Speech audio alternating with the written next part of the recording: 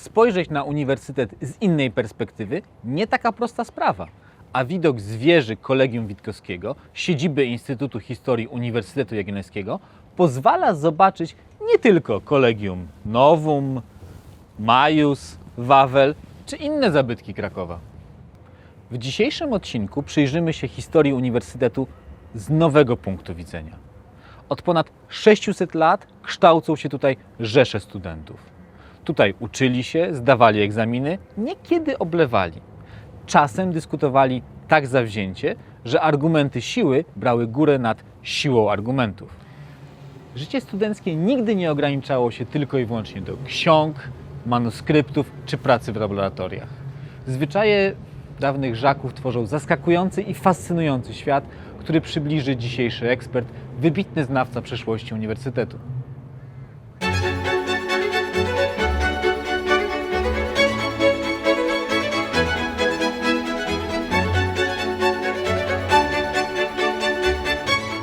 Krzysztof Stopka, profesor doktor habilitowany, kierownik Katedry Historii i Kultury, Nauk Pomocniczych, Historii i Archiwistyki w Instytucie Historii Uniwersytetu Jagiellońskiego, historyk, mediewista, wieloletni dyrektor Archiwum Uniwersytetu Jagiellońskiego, dyrektor Muzeum Uniwersytetu Jagiellońskiego Collegium Maius, członek m.in. Polskiej Akademii Umiejętności, Komisji Historii Nauki PAN, Komisji Historii Porównawczej Kościołów Komitetu Nauk Historycznych PAN, znawca historii Uniwersytetu w Krakowie, dziejów szkolnictwa, historii kultury oraz historii Ormian w Polsce i przeszłości Kościoła Ormiańskiego. Współcześnie sale wykładowe pełne są multimediów czy innych pomocy dydaktycznych. Ale jak to wyglądało w średniowieczu i w epoce nowożytnej? Gdzie odbywały się zajęcia w dawnym uniwersytecie? W okresie staropolskim, obejmującym także średniowiecze w moim mniemaniu, zajęcia odbywały się w kolegiach, ponieważ nasz uniwersytet miał system kolegialny. Znajdujemy się w takim kolegium, które było nazywane na początku XV wieku Kolegium Królewskim. Na parterze budynku, zaraz po wejściu przez bramę, znajdowały się tak zwane lektoria, czyli sale wykładowe. Te lektoria miały nazwy wzięte ze świata starożytnego, a więc były lektoria Arystotelesa, Platona, Galena, Ptolemeusza. Od połowy XV wieku także medyczne pojawiają się lektoria m.in. Hipokratesa. Jedyne lektorium, które tu w kolegium było na pierwszym piętrze, to lektorium teologów. Dlatego, że teologię uważano za najważniejszą naukę, zatem pomieszczenie było reprezentacyjne, zbudowane na początku XVI wieku na tym poziomie.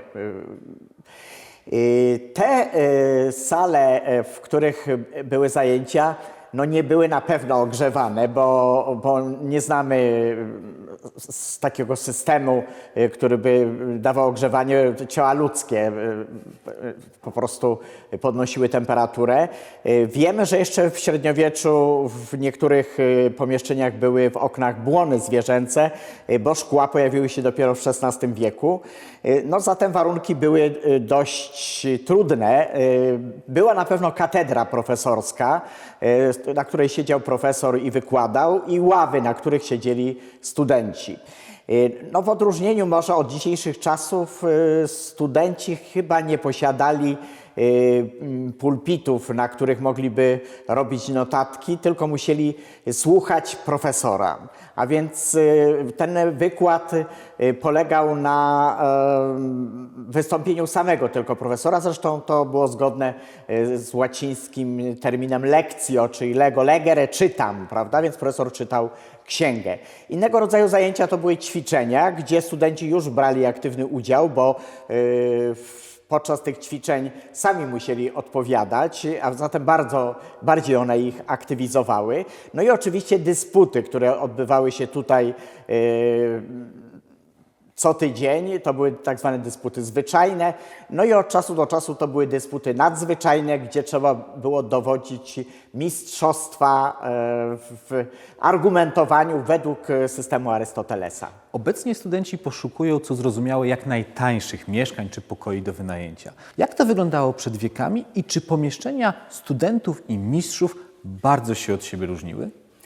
I tak i nie, dlatego że uniwersytet zaczął od początku XV wieku budować obok kolegiów system burs, czyli odpowiedników dzisiejszych domów studenckich. W połowie XV wieku było już sporo tego typu burs i one miały podobny układ jak kolegia, a mianowicie posiadały swoje biblioteki, była też izba wspólna, gdzie można było prowadzić dyskusje i gdzie też jadano wspólnie, tak i tutaj w Kolegium Królewskim. No, oczywiście można powiedzieć, że te pomieszczenia w bursach były skromniejsze, choćby z tego względu, że i możliwości studentów były inne. Nie wszyscy posiadali własne książki, a profesorowie, to wiemy na pewno, posiadali własne księgozbiory, które często w testamencie zapisywali właśnie tutaj do biblioteki kolegium. A czy studenci dawnego Uniwersytetu w Krakowie dopuszczali się pewnych, powiedzmy, wykroczeń wobec obowiązujących praw? Oczywiście, że się dopuszczali. Długi katalog był tych różnego rodzaju przewinień. Już Kazimierz Wielki w swoim dokumencie fundacyjnym przewidział, że w sprawach cywilnych i lżejszych sprawach karnych studenci mają odpowiadać przed rektorem, ale już w sprawach ciężkich, takich jak na przykład zabójstwo, no to już sądem właściwym dla studentów był albo biskup krakowski, jeżeli to był duchowny, albo król, albo no właściwie reprezentant króla, gdzie wówczas miano sądzić takiego studenta według prawa rzymskiego.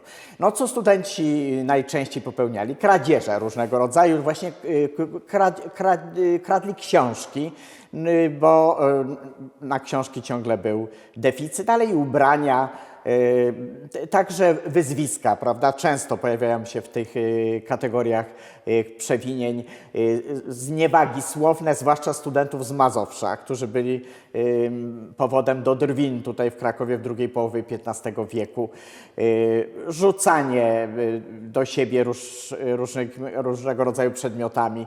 Znamy też bardziej drastyczne przewinienia, mianowicie studenci mieszkający w Bursie Jerozolimskiej w pewnym momencie zabawiali się w strzelaniu do ludzi, prawda, więc co się kończyło tragicznie. Tu w Kolegium Majus znajdował się karcer dla studentów, no, których rektor skazał właśnie na odpokutowanie tego typu przestępstw, ale trzeba jednak pamiętać, że większość kar nakładanych na studentów nie miała charakteru fizycznego, ale pieniężny.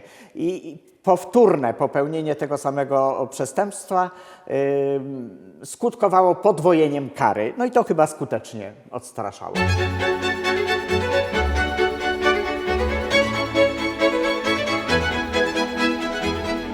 Kto spośród tysięcy studentów najchlubniej wpisał się w karty uczelni? No, nie ulega wątpliwości, że Mikołaj Kopernik, twórca teorii heliocentrycznej, jest najbardziej rozpoznawalnym absolwentem. Przebywający tutaj turyści nie mają absolutnie żadnego problemu z identyfikacją. Mikołaj Kopernik przyjechał do Krakowa w 1491 roku wraz ze swoim bratem Andrzejem i wpisali się do naszej metryki uniwersyteckiej, przy czym Mikołaj Kopernik zapłacił 8 groszy, a jego brat tylko połowę, co jest pewnego rodzaju zagadką.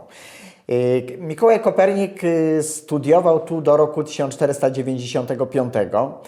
Kraków w owym wieku uchodził za najwybitniejszy ośrodek nauczania astronomii i astrologii, bo trzeba pamiętać, że w owych czasach astrologię uważano za ukoronowanie astronomii, czyli wszelkie badania astronomiczne, obserwacje były prowadzone dlatego, żeby postawić dobry horoskop. No, Kopernik tu w Krakowie na pewno uzupełnił swoją wiedzę z zakresu matematyki i astronomii.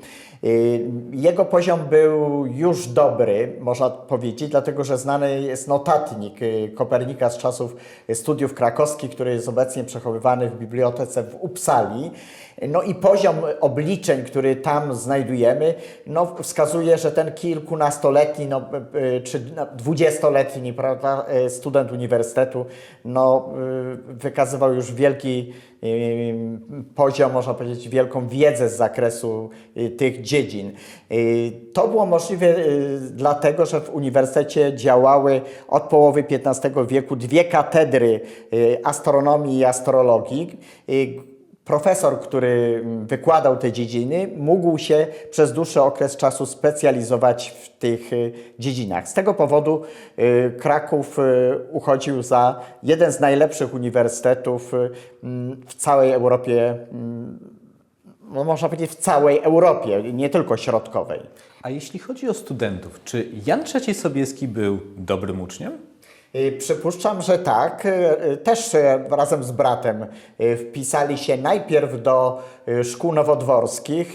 To była taka szkoła średnia, która istniała od schyłku XVI wieku przy uniwersytecie, ucząca głównie języków klasycznych.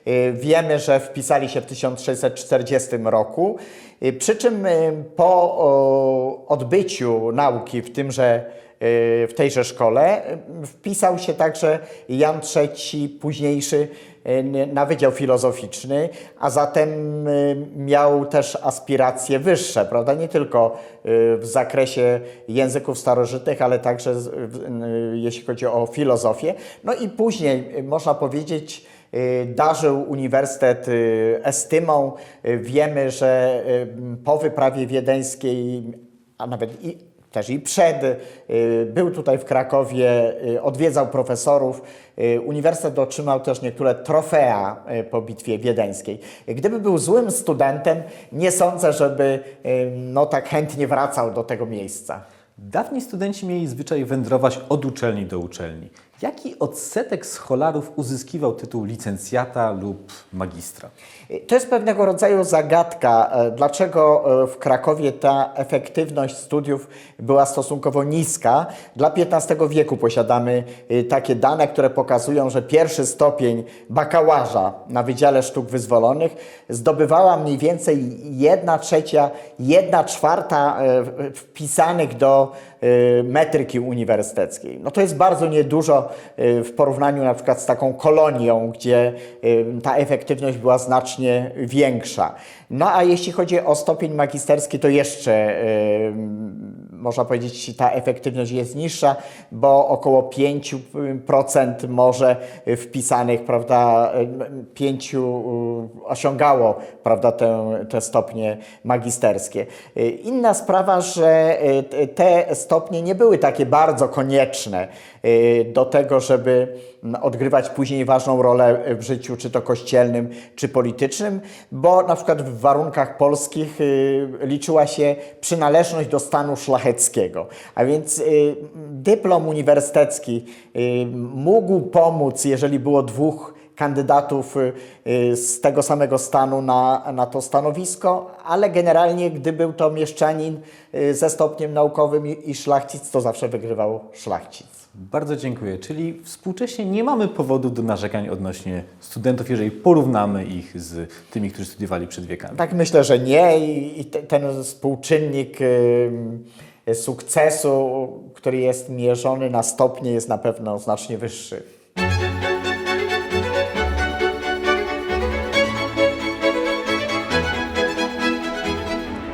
Życie naukowe studentów zmieniło się przez wieki, ale pewne elementy pozostały niezmienne. Dziś także poszukuje się najtańszych kwater, przebywając w uniwersyteckim mieście. A uniwersyteckie wędrówki, podczas których studiowano dla samego studiowania, czy to także nie jest element ponadczasowy? Czas pokaże, czy w tych murach kształci się ktoś, kto niczym Mikołaj Kopernik, najwybitniejszy student w historii uniwersytetu, zmieni postrzeganie świata.